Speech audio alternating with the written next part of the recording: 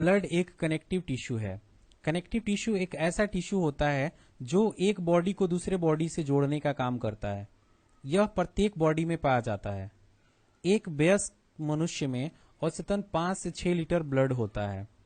मानव शरीर में ब्लड की मात्रा शरीर के भार का लगभग 7% होती है।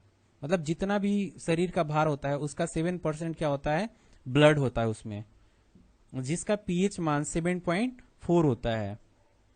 महिलाओं में पुरुषों की तुलना में हाफ लीटर कम ब्लड होता है। मतलब पुरुष में जो ब्लड होता है ना वो हाफ लीटर ज्यादा होता है, या यूं कहें कि महिलाओं में हाफ लीटर ब्लड पुरुषों की तुलना में कम होता है। ब्लड में दो प्रकार के पदार्थ पाए जाते हैं। फर्स्ट होता है प्लाज्मा, जो कि 55% पाया जाता है, और सेकंड होता है हमारा ब्लड सेल, जो कि 45% मतलब 45% पाया जाता है। ब्लड का 55% भाग प्लाज्मा होता है। यह ब्लड का नॉन लिविंग पार्ट होता है।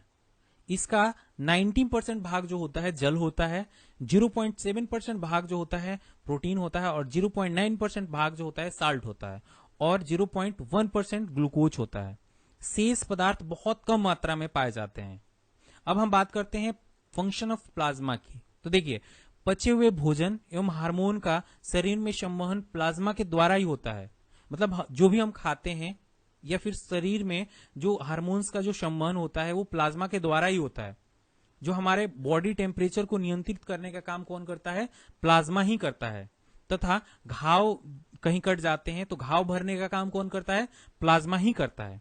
तो एक यहाँ पे बात आती है सेरम। तो सेरम क्या होता है, तो जब प्लाज्मा में से फाइब्रिनोजेन नामक प्रोटीन निकाल लिया जाता है तो शेष प्लाज्मा को हम सीरम बोलते हैं।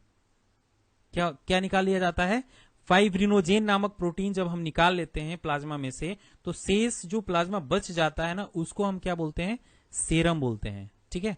अब हम पूछते हैं कि फाइब्रोजेनक नामक प्रोटीन क्या होता है, इसका वर्क क्या होता है। तो देखिए, इसका वर्क होता है ब्लड का थक्का जमने में ये मदद करता है। क्या करता है, जो भी हमारे ब्लड में थक्का जमने का काम होता है ना वो इसमें मदद करता है। अब हम बात करते हैं ब्लड सेल की।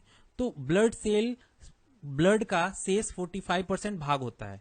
इसे 3 भागों में हम बांटते हैं। कौन कौन से होते हैं, फर्स्ट होता है हमारा आरबीसी, जिसको रेड ब्लड सेल बोलते हैं। सेकेंड होता है हमारा डब्ल्यूबीसी, जिसको व्हाइट ब्लड सेल बोलते हैं। और थर्ड होता है हमारा ब्लड प्लेटलेट्स, इसको प्लेटलेट सिंपल हम बोलते हैं। ठीक है ना।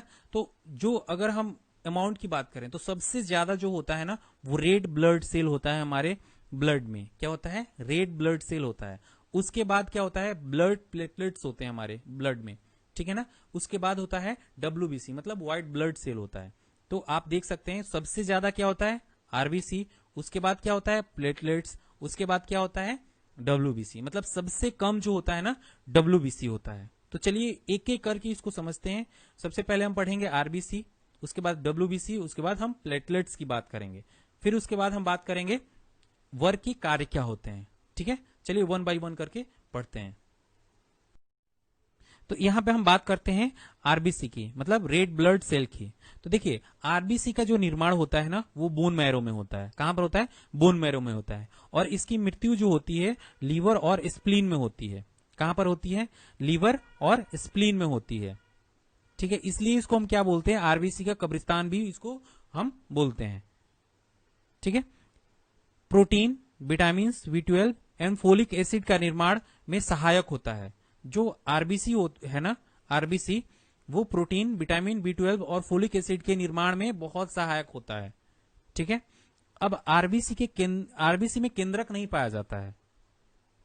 जैसे एक अपवाद है इनमें, कैमल और लामा। कैमल और लामा के आरबीसी में क्या पाया जाता है, केंद्रक पाया जाता है। इसका जीवन काल, मतलब आरबीसी का जो जीवन काल होता है ना वो 20 से 120 डेज का होता है। ठीक है। एक नोट है, क्या नोट है कि भ्रूण अवस्था में इसका निर्माण लीवर तथा स्प्लीन में होता है। जब भ्रूण अवस्था में होते हैं, छोटे अवस्था में होते हैं, तो इनका निर्माण लीवर तथा स्प्लीन में होता है। इसमें हीमोग्लोबिन नामक प्रोटीन पाया जाता है, जिसके कारण ब्लड का रंग लाल होता है। किसके वजह से होता है, हीमोग्लोबिन की वजह से आरबीसी का कलर क्या होता है, मतलब ब्लड का कलर क्या होता है, रेड होता है। Share chat.